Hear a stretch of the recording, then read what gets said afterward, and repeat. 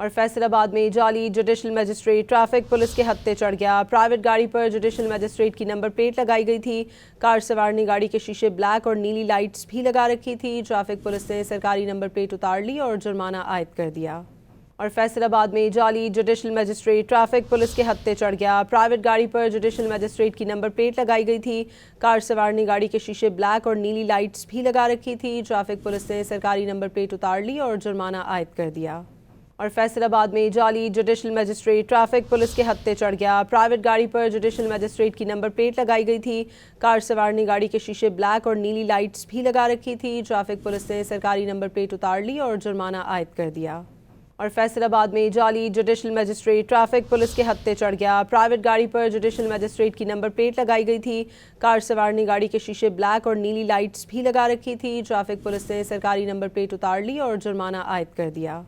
और फैसलाबाद में जाली जुडिशल मजिस्ट्रेट ट्रैफिक पुलिस के हत्थे चढ़ गया। प्राइवेट गाड़ी पर जुडिशल मजिस्ट्रेट की नंबर प्लेट लगाई गई थी।